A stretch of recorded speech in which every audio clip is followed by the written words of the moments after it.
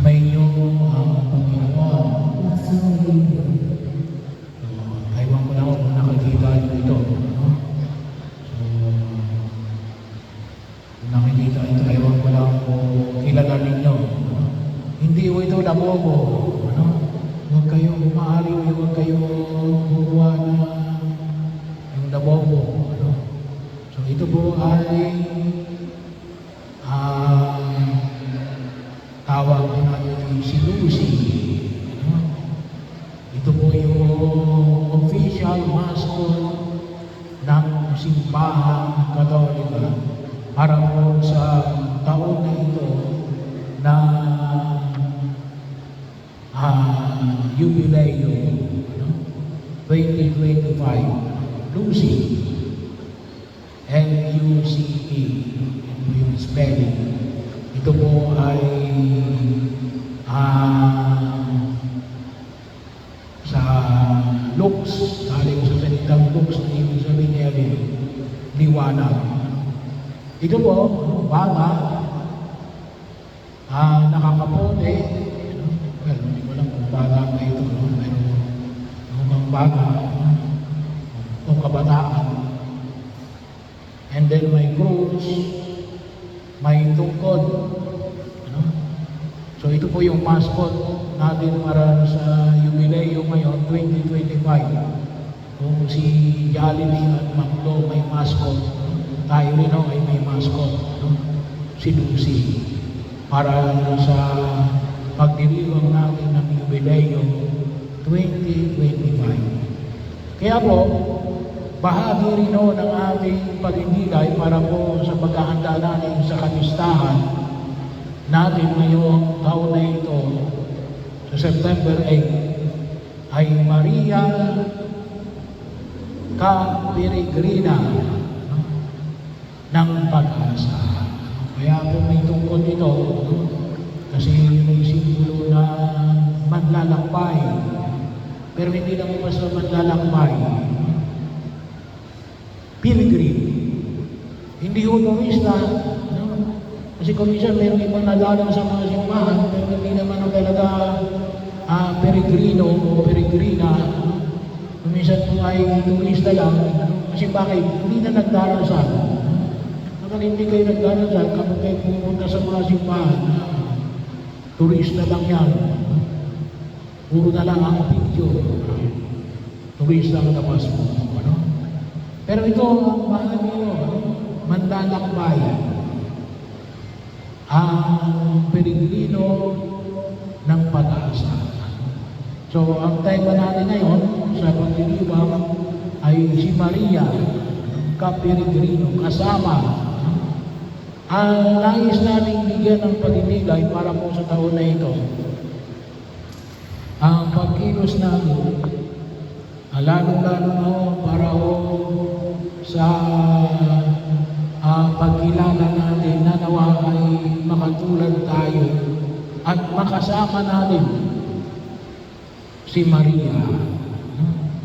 Kabahagi rin ng tema ng sinodalidad. Sama-sama, hindi yung may nauuna at may nauhuli. Sana po ay tayo ay sabay-sabay. Kaya katulad nito na pinamaling sa Ebanghelyo ay inimbitahan sa Jesus sa isang araw ng pamamahinga, sa isang handaan. At nakita niya nakita niya yung mga tao natin nandoon pa natin sa tinatawag natin kabisera sa atin. O kung tawagin mo yun, yung mga nasa presidential table. Ano sabi na Jesus? Huwag ka diyan. Kasi baka may inanya na parang yan. Bahagi yun. Kaya yung tema na binibigyan dito sa Ebanghelyo ay kababaan ng kalooban. Napakahalaga mo yung kababaan ng kalooban. At tayo, katulad ni Maria, ay maliwanag ko. Wala na pupunod sa kababaan ng loob ng mahal na Birhen Maria. So, alisin natin yung ating mga yabang, bawasan natin yung ating mga yabang, bahagi yun.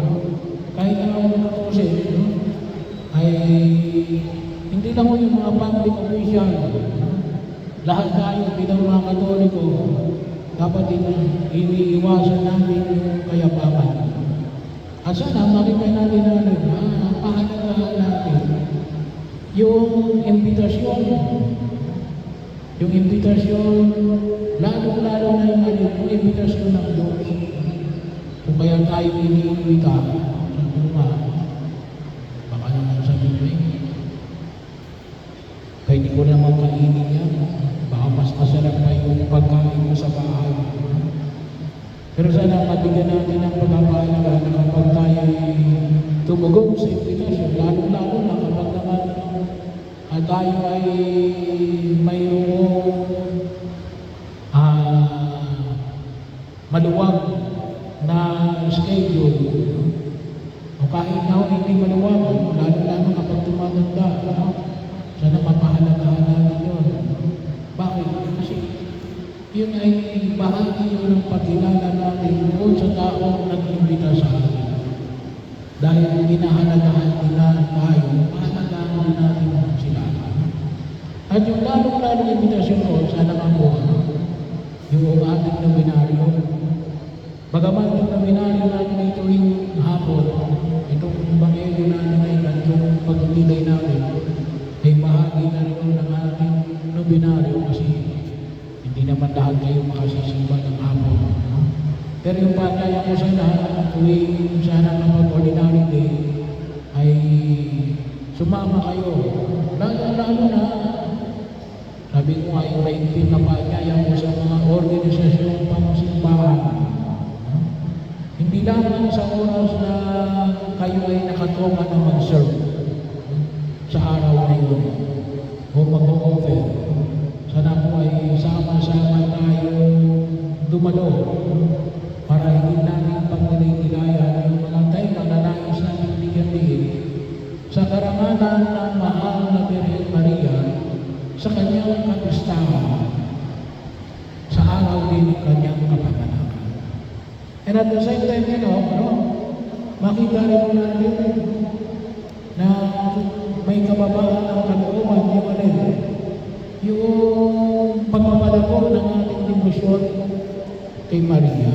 Kasi pinagmamalaki natin na yung ating demosyon sa doon sa Intramuros. Ay alam niyo, yung sa Intramuros, imbitasyon lang tayo doon. We are simply invited. Asaan dapat makita natin yung demosyon? Dito. Hindi ba pwede natin na magdidibusyon kami doon sa Intramuros. Ay, lalong-lalo na ngayon, hindi na tayo masama sa imbitasyon sa ang mahal na Birhen ng Dilao. Hindi na tayo masama. Well, mahal na Birhen ng Dilao, Nuestra Señora de Natividad, lahat yan kay Maria. Bahagi yun. Sabi ko siguro Padre, bakit yung turumba? Canonical crown sila. Bakit hindi tayo mag-canonical crown? Yun ang hinahanap natin. Demono. Kinakailangan natin ng demono. Doon kami. Yung nakikita natin dito. Kaya, hinahanap natin na sumama yung makita natin na mayroong mga demono at ang dimosyon itong siyang araw na ito sa karangalan ng mahal na Birhen.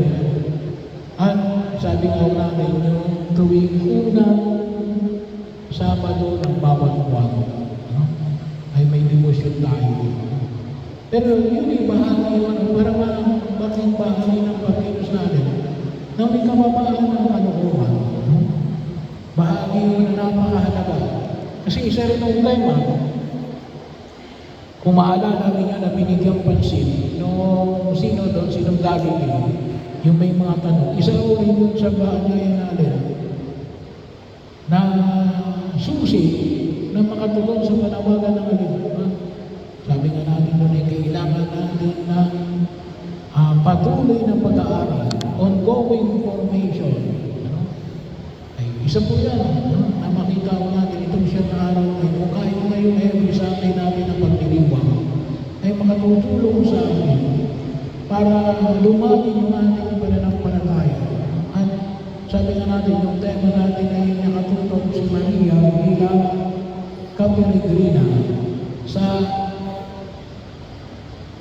nang may pag-asa. Ito po, Jubilee, ay magpasalamat po tayo. Kasi bagamat hindi tayo nagkaroon ng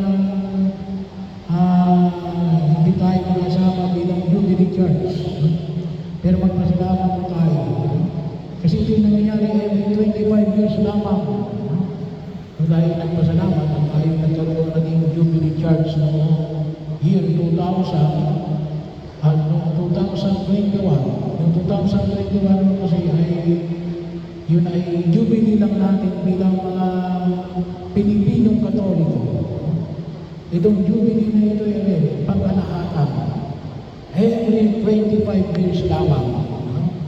May special Jubilee din tayo noong 2015 sa 2016. Yung Jubilee Year of Mercy. So, bahagi yun. So, kaya po tayo magpasalamat. So, kung kayo ay mga 50 years na, at least siguro, kayo ay nakaapat na.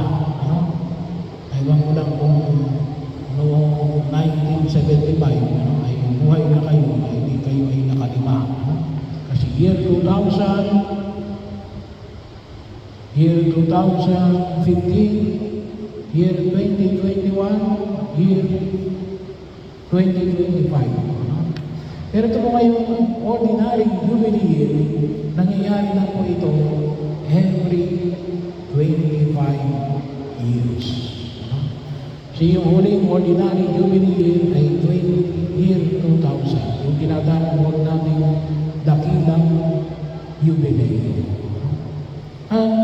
Bahagi yun, tayo mga peregrino na naglalakbay, saan tayo patutungo? Sa kaharian ng Diyos. Kaya napakahalaga ng isa sa mga pinakailangan natin kababaan ng loob. Alam niyo kung minsan may mga taong hindi na nadadalgan ng kanilang kaluluman, lalo-lalo na sa bahagi ng ating pananampalataya. Kasi bakit? Nakakala yan, alam ko na yan. Hindi ho. Asa na mga ating attitude? Marami pa akong hindi alam. Gusto ko bang magtulong? Gusto ko bang mag-aaral? So ito pong Jubilee year natin ay nagsimula noong December 24, 2024. At magtatapos ng January 6, 2026. So bahagi yun, nawa yung pagkinabangan natin. At naging bahagi ng patuloy natin ng Panginoon. Isa po sa mga nais na binigyan nito yan. Sa ibang ito natin binigyan ng pahalagayan. Yung pahalagahan din ng kawa-kawa. Marami yung aspeto kailangan sabi mo sa loob ng isang araw, ayun yung ating pagnilay-nilay. Hindi natin makuha agad sa isang pahayag kasi masyadong mahaba yung ating isa. Kaya napakahalaga yung kawa-kawa, yung pinahayag ko sa ikadawang bahagi ng ating Ebanghelyo. Ano yun? Yung panyaya ni Jesus doon sa nakikita sa kanya natin, kung magkahanda ka, huwag sa mga kaibigan mo, huwag sa mga kamag-anak mo, sa mga mayayaman mo, kakilala, maganda ka para mo sa mga hindi makagaganti sa iyo. So bahagi yun, sabi natin doon ay kawaw-kawaw. Kaya kapag may mangungutang sa inyo, alam nyo hindi marunong magbayad, huwag nang pautangin. Bigyan nyo na lang. At ibibigay nyo na hindi na kayo maghihintay ng kapalit Bahagi ko. At yun, bahagi ko ng pagkapasalamat natin. Kaya natin gagawin yung kababaan ng loob, kawa-kawa. Bakit? Ano bang ibig sabihin ng Jubilee? Ay, sabi nga natin ay Jollibee. Makikita nyo, we deliver joy. Bagaman magkaganon, pero halos isa ang ibig sabihin, kagalakan. Bahagi ang nawag natin kanin. Bakit? Kagalakan na natin pagliligtas ng Diyos. Pero tayo nagdiriwang na Jubilee year. Kaya ako sana, katulad ni Maria, yung tunay na nagagalak na ulit, may kababaan ng loob.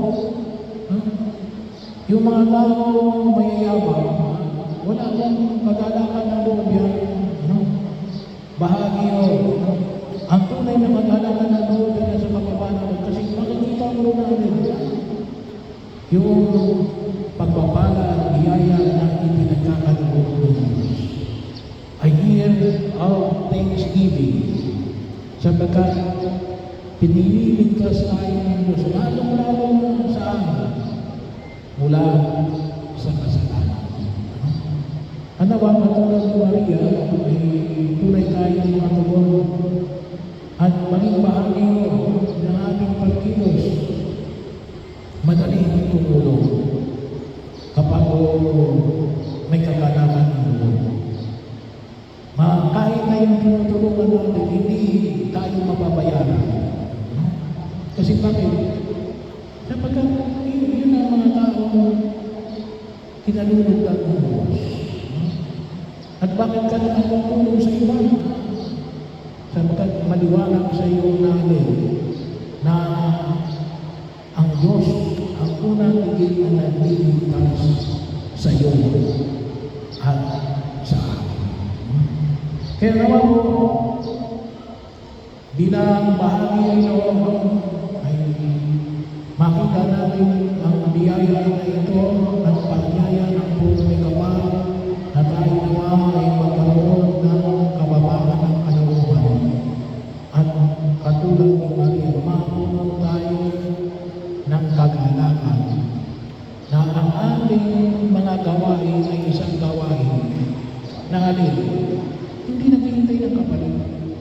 Because the work itself is joy in itself.